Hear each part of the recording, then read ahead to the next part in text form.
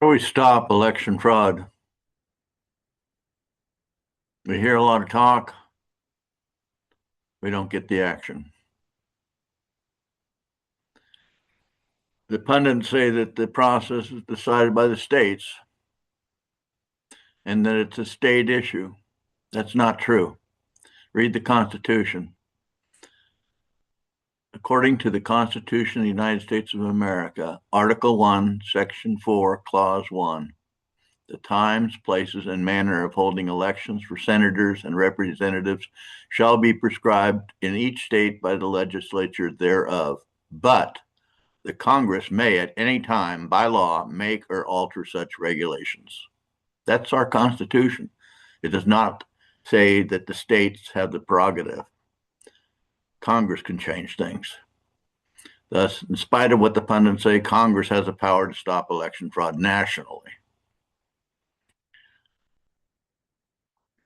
People have been working diligently to corrupt the system for a long time. They've come up with a lot of ways. While we need to assure non-citizens cannot vote in a federal election, that anyone eligible to vote can vote if he or she so chooses. We need to assure a person can only vote once. Assure voter registration rolls are routinely verified for accuracy. And provide severe criminal penalties for those who violate election law.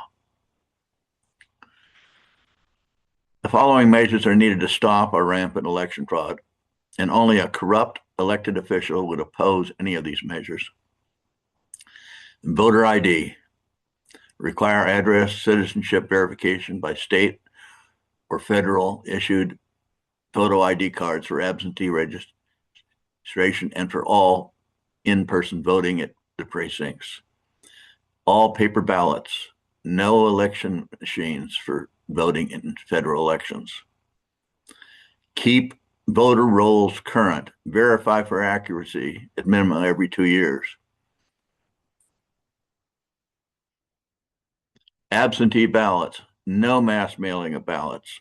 Only eligible voters who apply for absentee voting will be mailed ballots.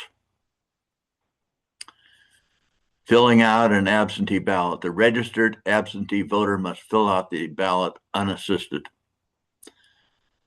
Drop boxes. No ballot drop boxes permitted. Signature verification. The signature used for verification of absentee voting to be updated at least once every 10 years. Independent observers. To be independent observers from each political party shall be permitted to verify the vote counting in each election district. Voter registration deadline. The voter registration deadline to be at least 2 weeks prior to the election, and no provisional ballots allowed. Deadline for voting. With the exception of overseas military, the deadline for voting shall be the federally prescribed election day, including the postmark date for absentee ballots no later than election day. Ballot harvesting. Third-party collection of ballots to be illegal. All forms of ballot harvesting be illegal. One-day voting, with the exception of overseas military absentee ballots, shall all be eligible nationally, shall be in-person voting on the federally designated 24-hour election day. Ban private funding. Need to ban private funding or financing of government election offices and staff. Fraudulent voting. Voting on behalf of deceased, another individual, via multiple ballots, or the submission of any other ballot not specifically authorized to do so is a federal crime to be punished to the fullest extent of the law. Coercion. Coercion. Voting is a free choice and must remain completely voluntary for an eligible voter.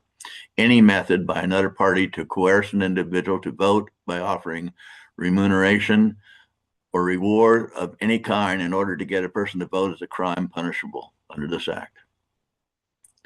Non-citizen voting. Where a non-citizen vote in a federal election is cause for an immediate deportation to their native country of origin and permanent expulsion from further entry in the United States of America or its territories. Citizens who assist or encourage non-citizens to vote are guilty and be punished to the fullest extent of the law. We need to create small election districts, make it easier and faster to tabulate votes and keep track of ballots.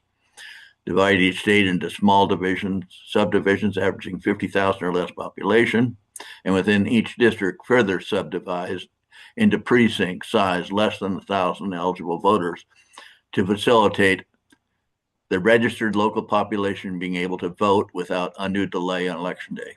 At the close of election day, ballots to be tabulated by districts. Ballots are to be safeguarded and maintained after the counting by each election in the event of audit.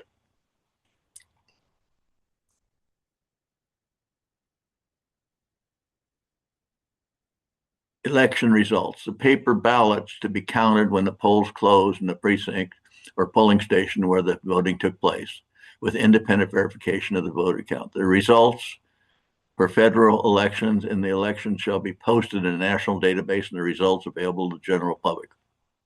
A strict chain of custody to be maintained of ballots preserved for a period of at least 1 year. Voiding of election results. The votes of any state or district therein that violates federal requirements or otherwise operate their elections other than as prescribed by their state legislature shall be void with respect to the Electoral College. Other federal offices on the ballot to be rescheduled for a time period within 90 days with appropriate changes in election staff to assure compliance with federal requirements. Gerrymandering. We need to end gerrymandering. The political gamesmanship of gerrymandering is destroying the democratic process of selecting and electing our representatives. A method must be created to implement it that does not allow for political manipulation based on demographics. Possibly it would be based on a computer-generated system using purely populations in conjunction with existing city and county boundaries to proportion legislative districts based on the most recent census. Work should commence immediately to develop such a system that is free of political manipulation. How can we force Congress to fix our election system and fix it properly? It's a good question. That's why we, the people, need to learn to work together, especially on the issues we share in common, to make the great American experiment in self-government by we, the people, to actually work.